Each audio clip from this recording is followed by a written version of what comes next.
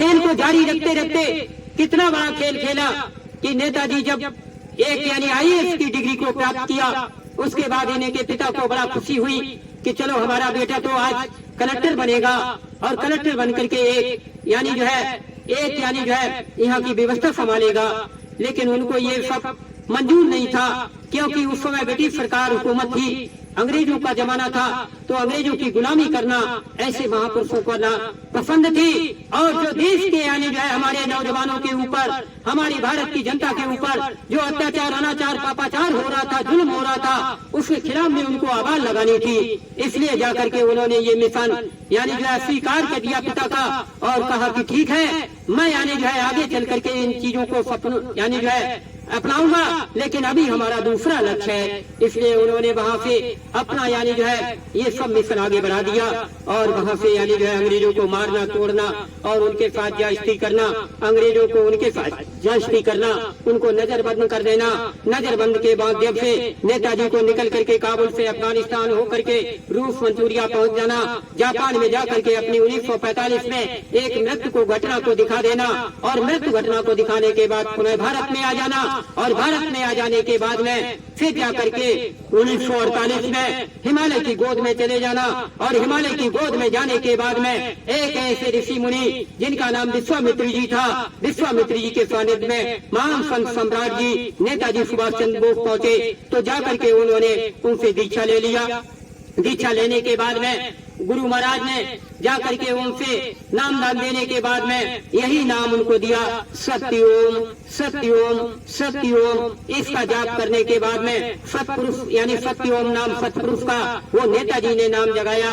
बर्फीले पहाड़ों पर बैठ करके 6-6 महीने तक सूर्यास्त शक्ति को लेने यानी जगाने के लिए उन्होंने यानी दिन देखा, न रात देखी, न भूख देखी, न प्यास देखी और जाकर के अपने जीवन को तपा दिया। तपाने के बाद में सूर्य भगवान ने अंतिम क्षण में आकर के उनको यानी जो है आशीर्वाद वचन दे दिया कि जाओ तुम मेरे पुत्र हो, सूर्य पुत्र के नाते मैं तुम्हें यानी जो है इच्छा मृत्यु वरदान देता हूँ। इच्छा मृत्यु वरदान देने के बाद में वहाँ से नेताजी ने 22 यानी आश्रम देश के अंदर बनाए, 22 जगह अपना यानी नाम बदला, पता बदला और उसके बाद में परम पूज्य स्वामी जी महाराज और यानी जो है संत सम्राट जी दोनों ऐसे यानी जो है महात्मा बने कि जो क्रांतिकारी थे। बाबा जय गुरुदेव जी महाराज का यही इतिहास था कि बचपन में वो निकले, देश के लिए उन्होंने अपना मिशन जारी किया और जाकर के 16 वर्ष की अवस्था में नेवी में भर्ती हो गए।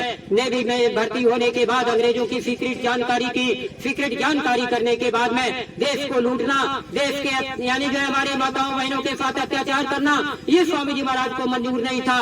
तो जाकर के उन्होंने अंतिम फैसला किया कि देश में यानी जो लड़ाई हमारी और संत सरदार जी की है वो देश को आजादी दिलाने की है। आजादी जब तक नहीं आएगी तब तक हम यानी जो है अपने मिशन को रोकेंगे नहीं और यानी जो है आगे बढ़ाते रहेंगे। जब हमारा पूर्ण रूप से देश आजाद हो जाएगा तब हम दोनों महात्माओं का मिशन पूरा होगा, हमारा संकल्प पूरा होगा। इसके लिए संत सम्राट जी महात्मा बन करके बैठ गए। उन्होंने अपने अनुयायियों को तैयार किया। इधर से बाबा जय गुरुदेव जी महात्मा बन गए यानी जो घूरेलाल जी महाराज के सानिध्य में जाने के बाद में 1948 में नाम डाल लिया और 1952 में उन्होंने सेना इकट्ठी करना शुरू कर दिया, शिष्यों को इकट्ठा करना शुरू कर दिया। 1952 में अर्दली बाजार से यानी जो है उन्होंने बिगुल फूका और फूकने के बाद में कहा कि भाई तू हम आए वही देश से जहाँ तुम्हारा धाम, तुम सबको पहुँचाना एक हमारा काम। स्वामी जी महाराज ने वहाँ पर सारे अनुयायियों को यानी धीरे धीरे इकट्ठा किया और देश के लिए ललकारना शुरू किया और देश में ललकारते एक ही बात कही कि हमारे देश में यानी अत्याचार, अनाचार और पापाचार, शराब, मांस व्यापार बंद होना चाहिए। ये स्वामी जी महाराज का मुख्य उद्देश्य था। लोग शाकाहारी हो जाएं, भजनानंदी हो जाएं, धर्माचार्य बन जाएं और ईश्वरवादी बन जाएं। ये स्वामी जी महाराज का मिशन था। धीरे धीरे उनका यानी मिशन बढ़ा। उन्होंने भविष्यवाणियां शुरू कर दिया।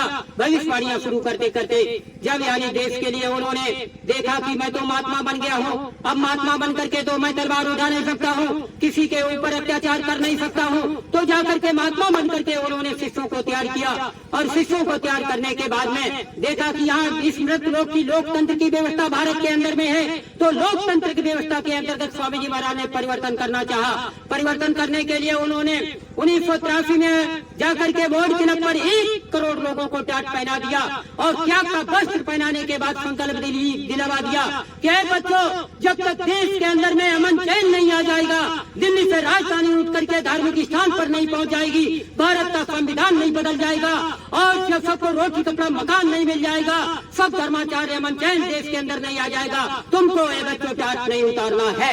और इसके बीच में अगर कोई टाट उतार देता है तो उसका विश्वास कभी मत करना, उस पर यानी विश्वास करके कभी उसका भरोसा मत करना, वो कभी भी संगत को धोखा दे सकता है। ये स्वामी जी महाराज ने कहा था बोर्ड क्लब यानी 1983 में। और उसके बाद कहा था ये बच्चों, ये देखो दिल्ली का न्याय पार्लियामेंट जिधर बना हुआ है उधर मुंह करके तुम खड़े हो जाओ और इसके सामने संकल्प लो और ये कहो कि जब तक देश के अंदर में यानी जो है अमन चैन नहीं आ जाएगा, सबको यानी धर्म न्याय व्यवस्था नहीं मिल जाएगी, दिल्ली से राजधानी नहीं हट जाएगी, तब तक हम ये टाट का वस्त्र नहीं उतारेंगे। लेकिन बच्चों एक बात ध्यान रखना कि जिस दिन टाट उतरेगा उस दिन मैं ही इसी जगह पर उतरवाऊंगा, जब सारे कार्य हो जाएंगे, दिल्ली से राजधानी हट जाएगी, भारत का संविधान बदल जाएगा, बच्चों के हाथ में यानी जो है भारत की बागडोर चली जाएगी, उसके बाद में न्याय व्यवस्था अमन चैन भारत के अंदर में आ जाएगा। उस दिन बच्चों को मैं बुलाऊंगा, कहूंगा कि बच्चों तुमने मेरा काम कर दिया, अब इस टाट के वस्त्र को उतारो और राजसी वस्त्र को पहनो, टाट के वस्त्र को उतारो। और जिस दिन उतरेगा उस दिन मैं इसकी होली जलवाऊंगा, इसी जगह पर स्वामी जी महाराज ने कहा था। लेकिन इसके पहले अगर कोई उतार दे तो उसका विश्वास मत करना, क्योंकि एक सती जो होती है अपने पति के नाम की चूड़ी पहनती है, उसकी चूड़ी तब तक कलाई में रहती है जब तक उसके पति पर विश्वास रहता है कि मेरा पति है, वो कहीं भी संसार में हो, लेकिन तब तक वो चूड़ी नहीं उतारती है। और जिस दिन यानी जो है वो जान लेती है कि मेरा पति नहीं रहा है तो वो चूड़ी उतार देती है। एक सुहाग होती है, सुहागिन होती है, वो विधवा बन जाती है। लेकिन हमारे स्वामी जी महाराज को वो चूड़ी उतार करके लोगों ने अपने को ही विधवा बना लिया और जाकर के स्वामी जी महाराज की 13वीं भंडारा कर दिया जीते जी। अब यानी जाके जीते जी जिन्होंने भंडारा 13वीं किया है, अब वो लोग थोड़े दिनों के बाद अपनी तैयारी कर लें, क्योंकि यानी जाए ये तो अदले बदले हैं, क्योंकि उन्होंने हमारे गुरु का यानी किया है। वो कहते कि बाबा जी मर गए हैं, क्योंकि बाबा जी उनके तो थे नहीं, उनके तो आज वो गुरु हैं जो बैठे हुए हैं। हमारा गुरु आज जीवित है और वो गुरु आएगा और उसका हम लोग इंतजाम कर रहे हैं जल्दी से लाने के लिए, और वो गुरु तैयारी कर रहा उधर से आने के लिए। और जिस दिन सूरज निकलेगा पूरे विश्व में उसका प्रकाश जाएगा। और उस समय पर स्वामी जी महाराज ने कहा था कि बच्चों एक समय आएगा जब ये नेता मंत्रीगण देश के प्रधानमंत्री गद्दी छोड़ करके विदेश को भागेंगे, लेकिन है बच्चों तुम्हें यानी ये झंडा उस समय मजबूत कर लेना है। तुम जाकर के बॉर्डर पर हवाई जहाजों पर इनको घेर लेना और घेर करके कभी इनको निकलने मत देना, क्योंकि मुझे यानी जो है इनसे पूरे यानी जो है हिसाब लेना है। क्योंकि 6 फुट के कमरे में तनाई में 20-25 यानी किलो की बेहद कड़ी बेड़ी लगाई और ऐसा डंडे बेड़ी लगाने के बाद में 1 घड़ा पानी और 1 धोती का टुकड़ा देने के बाद में नींबू पानी पी करके 21 महीने तक स्वामी जी महाराज जेल में रहे। और जेल में रहने के बाद उनका जो संकल्प था, मिशन था, वो तो पूरा अभी हुआ नहीं। और तुमने बीच में ही ये कह दिया कि बाबा जी मर गए। तो मरने वालों को स्वामी जी महाराज ने 1973 देवलखा में साफ कह दिया था कि आज जय गुरुदेव नाम की मैंने पटाखा फहरा दिया है। यहाँ से यानी है आज समझ लीजिए कि भारत का संविधान बदल गया और मरने वाले को मार दिया गया, बचाने वालों को बचा लिया गया। 1973 में स्वामी जी महाराज ने इस बात को कह दिया था। वही यानी जो सपना लोगों ने नहीं समझा और समझने के बावजूद ये सारी व्यवस्था स्वामी जी महाराज धूल माटी डालते हुए दूरदर्शी पार्टी को बनाने के बाद जब दूरदर्शी से कहा कि ऐ बच्चों तुम दूर से देखने वाले सारी दुनिया को भूत भविष्य वर्तमान के लोग हो, तुम यानी उस चीज को देखो कि मैं कौन हूँ, मैंने ये त्याग का वस्त्र क्यों पहना है। लेकिन इसके बीच में अगर तुमने अपने को भुला दिया और यानी गुरु को भुला दिया तो गुरु भी तुम्हें भुला देगा। फिर आने वाला शासक महाबली जो होगा सबको दंड देगा। तो वो तो यानी अब सामने आ गया है। कितने टाटधारी आज स्वामी जी महाराज को मानने वाले और कितने विरोध करने वाले और क्या क्या आज हो रहा है, तो ये तो आपके सामने है। लेकिन बहुत जल्दी ही इसका निर्णय आपके सामने आने वाला है और निर्णय जब सामने आ जाएगा तो फिर ये कहाँ भाग करके जाएंगे। कहाँ भाग करके जाएंगे कि जमीन के अंदर दब जाएंगे या विदेश भाग जाएंगे। विदेश में भी अपना यानी जो है सारा यानी जो है चारों तरफ की व्यवस्था का इंतजाम तब तक हो जाएगा। क्योंकि इसीलिए कहा कि आप लोग अपने घर से एक एक बच्चे को दे दीजिए, उसको भारतीय सेवा सेना में भर्ती कराने के बाद में भारतीय सैनिक बना दीजिए। वही सैनिक यानी जो है अपनी वर्दी पहन करके ये कार्य करेगा, बॉर्डर पर जाएगा और वहां से सारी सुरक्षा का इंतजाम करेगा। इन महात्माओं के कार्यों को वो यानी जो है देश के अंदर यानी काम करके लाएंगे। तो आप लोग इस पर ध्यान नहीं देते हो, कहते हो कि बच्चा दे देंगे। कहाँ से दे देंगे? आपको तो पहले से बच्चों का इंतजाम कर लेना चाहिए था। अब नहीं किया है तो कहीं जाइए, प्रचार करिए और प्रचार करने के बाद उन बच्चों को लाइए। ये तो स्वामी जी महाराज ने बहुत पहले कहा था कि बच्चों एक एक बच्चा मुझे दे दीजिए, बच्चा रहेगा तुम्हारे पास, जब जरूरत होगी तो मैं ले लूंगा और उससे काम ले लूंगा, फिर तुम्हें सौंप दूंगा। अब ये काम जब समय आ गया तो बच्चा मांगा जा रहा है और बड़े बड़े लोगों ने संकल्प दिया था उस समय कि हमारा बाबा जी बच्चा ले लीजिए, हम तो आप ही के सब कुछ है। तो स्वामी जी महाराज ने कहा था कि ठीक है, मैं आपका बच्चा हूँ और तुम हमारे बच्चे हो, सब बच्चे हो, एक बच्चा नौजवान दे दो, आगे चल करके उससे काम लूंगा।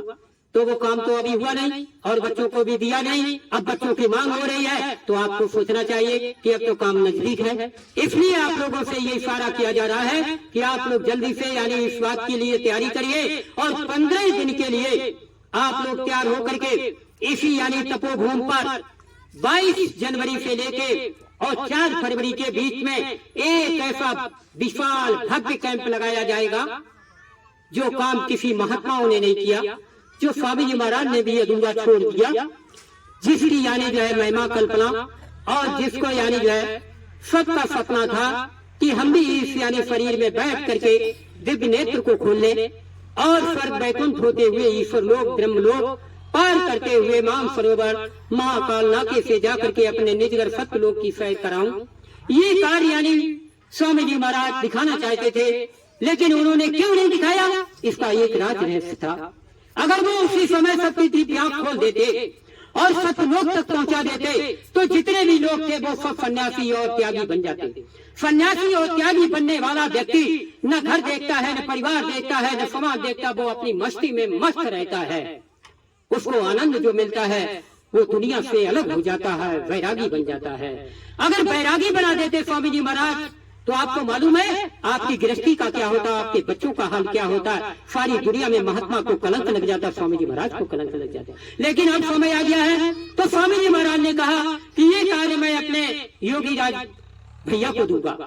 उनको जिम्मेदारी दे दी और जिम्मेदारी देने के बाद कहा कि उन बच्चों को आप सतलोक तक एक बार ले जाओ और दिखा दो और जीते जी इसी मृत लोक में पहले उनको दिखाने के बाद तब उनको छोड़ दीजिए कि तुम रोज आओ रोज जाओ रोज आओ रोज जाओ रोज आओ रोज जाओ। जब बच्चे आने जाने लगेंगे तो उन्हीं बच्चों से मैं काम ले लूंगा आगे परिवर्तन का, उन्हीं बच्चों से काम लूंगा परिवर्तन का।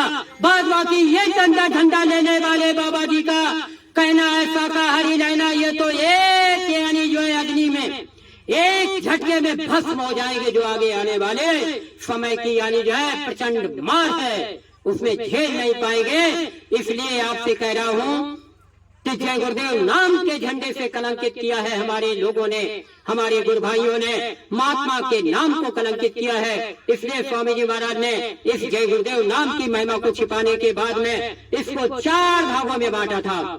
1952 में स्वामी जी महाराज ने 1978 तक जब प्रचार किया जय गुरुदेव नाम का, पहला यज्ञ अयोध्या में किया इमरजेंसी से निकलने के बाद में, तो वहां पर जाने के बाद स्वामी जी महाराज प्रचार करते रहे कि बच्चों जय गुरुदेव नाम किसका है, तो लोग कहते रहे भगवान का है, ईश्वर का है, गॉड का है, खुदा का है।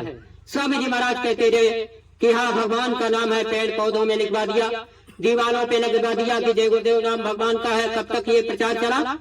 ये चला पहले यज्ञ तक 1978 तक, और जब यानी 77 तक जब ये पहला यज्ञ में हो गया सरयू नदी पर, तो जाकर के फिर दूसरा यज्ञ जब बीच का रह गया 1978 का अहमदाबाद का, तो वहां से स्वामी जी महाराज ने इस नाम को ट्रांसफर कर दिया और फिर क्या कहा कि बच्चों जय गुरुदेव नाम किसका है, तो कहा कि ये तो परमात्मा का है, भगवान का नाम वहां से छोड़ दिया और कहा कि परमात्मा का है।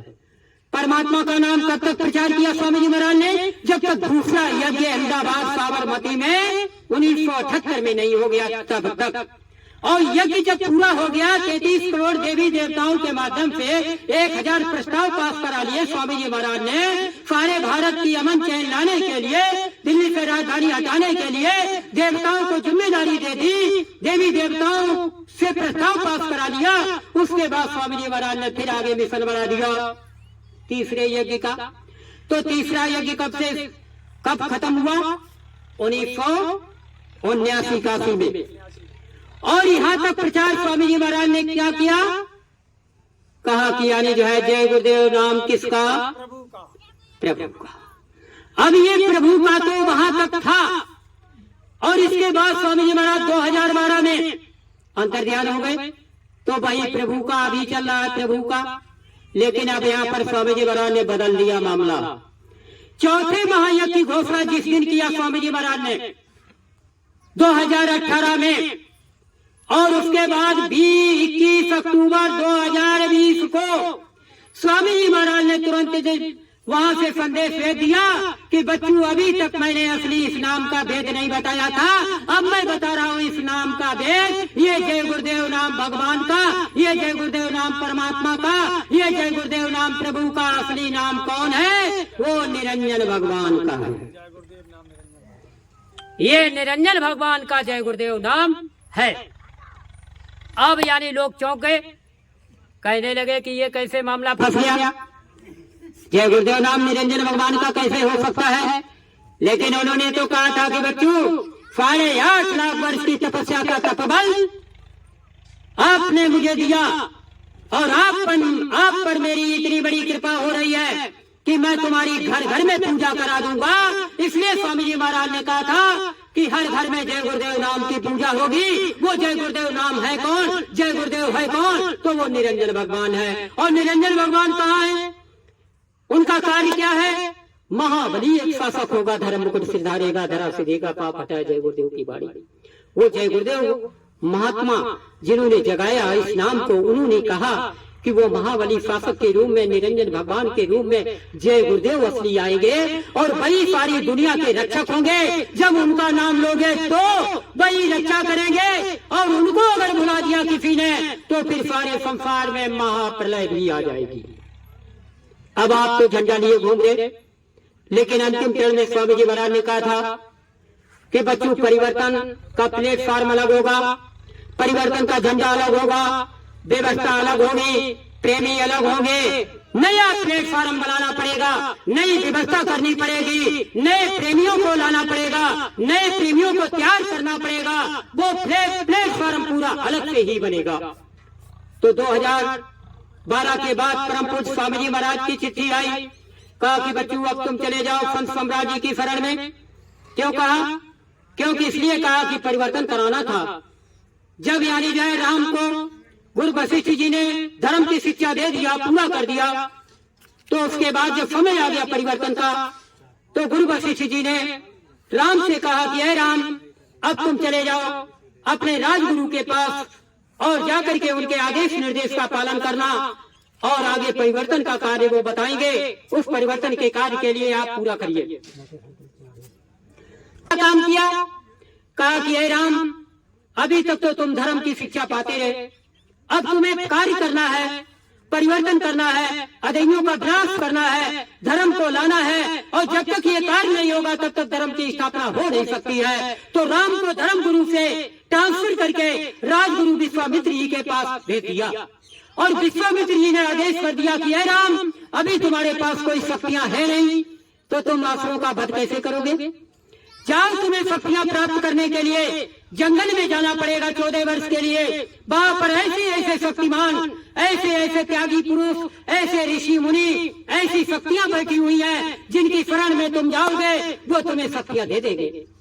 राम को जब आदेश हो गया, उन्होंने जंगल में जाने के बाद अपने यानी जो तपस्या में लीन हो गए, और लीन होने के बाद जब देखा समय आ गया, देववाणी हो गई कि राम उठो, अब तुम जाओ और अपने इस जंगल से तमाम सेना को इकट्ठा करो, जो शक्तिशाली अवतारी पुरुष हैं, अवतारी शक्तियां हैं, उसके बाद राम वहां से निकले तो जाने के बाद में पहले ही उनको सब कुछ बता दिया गया था कि इधर से जाओगे बिल्ली मिलेगी, उधर से जाओगे वो रास्ता सुग्रीव का बताएंगे, सुग्रीव यानी जो हनुमान जी को बेच करके लंका का रास्ता बताएंगे, फिर जाकर के यह फुर्बत हो जाएगा। ये सारा व्यवस्था यानी जो है पहले से ही तैयार कर लिया गया था।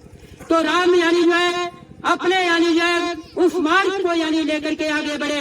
तो शक्तियां कहाँ प्राप्त की? उन्होंने जितने ऋषि मुनि थे उनके चरणों में जाकर के उनसे आशीर्वचन लिया। आशीर्वचन लेने के बाद में जो शक्ति बिल्ली के रूप में बैठ करके अपने सारे जीवन भर इंतजार कर रही थी कि राम लला मेरे आएंगे तब जाकर के मेरा उद्धार होगा, लेकिन वो बिल्ली कौन थी आपको नहीं मालूम है। वो एक बहुत बड़ी त्यागिनी तपस्विनी थी जिसके पार अपार शक्ति थी। वो भगवान राम को देना चाहती थी कि राम को अपनी शक्ति दूंगी और शक्ति देने के बाद में मैं यानी जो है ऐसे असुरों का वध करा दूंगी। तब जाकर के राम जानते थे कि एक शक्ति मुझे बिल्ली के पास मिलनी है।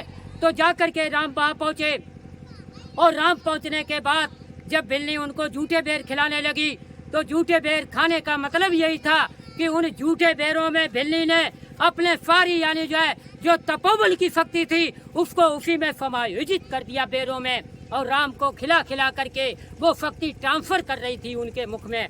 और शक्ति को जब ट्रांसफर कर दिया, शक्ति जब उनके राम के अंदर समायोजित हो गई तो राम ने विदा लिया। फिर जाकर के सुग्रीव ने कहा, वो बिल्ली ने कहा कि राम जाओ तुम यानी जो है अब आगे चल करके यानी जो है तुम्हें रास्ता मिलेगा।